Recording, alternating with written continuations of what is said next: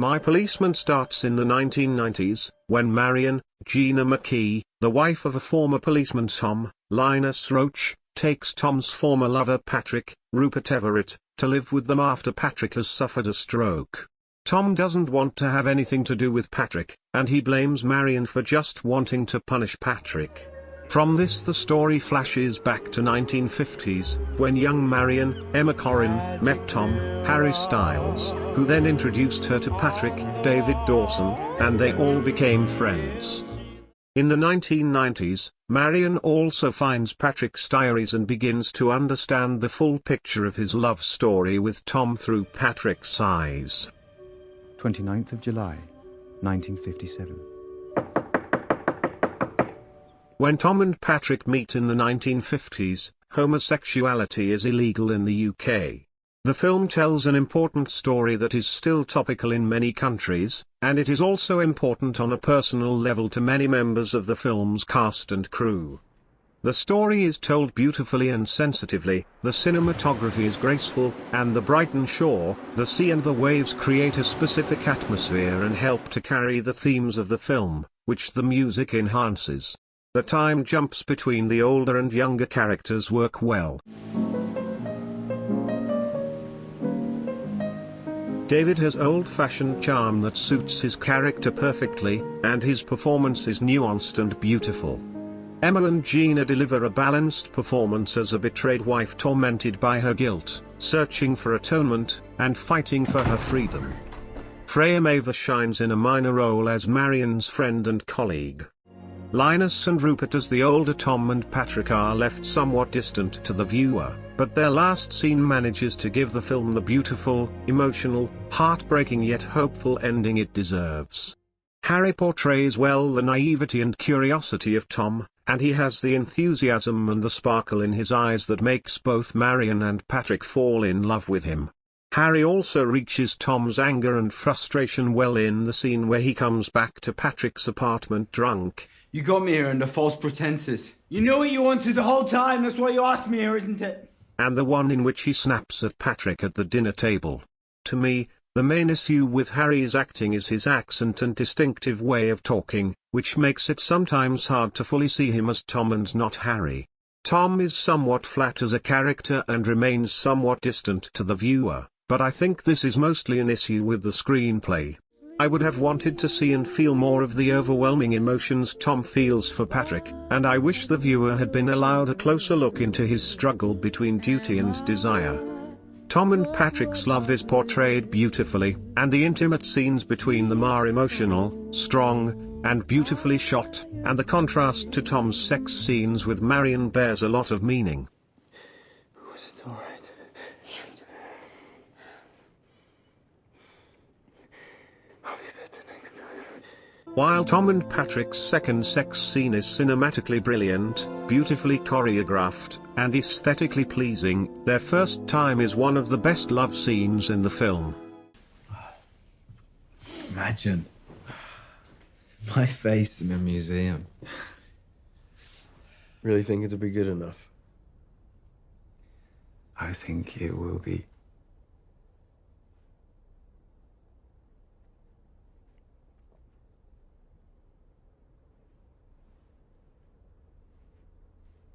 Lovely. In that scene their emotions really come through, the tenderness, the confusion, the hesitation, the lust.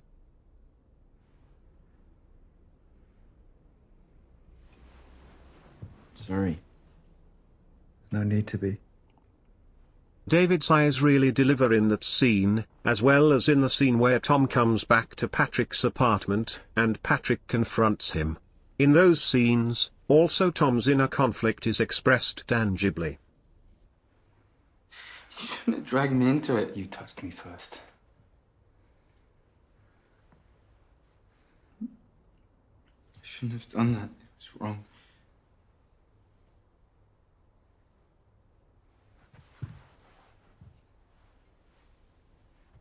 Did it feel wrong?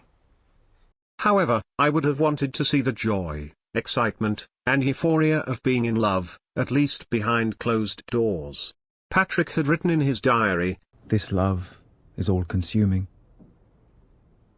I pity people who don't know what it feels like to be this in love. Unfortunately, apart from a few scenes, that feeling didn't really reach me as a viewer. I wanted to see the electrifying sexual tension, I wanted to see the heart eyes that we know Harry can express, but there wasn't much of it, as it was mainly sadness right from the beginning.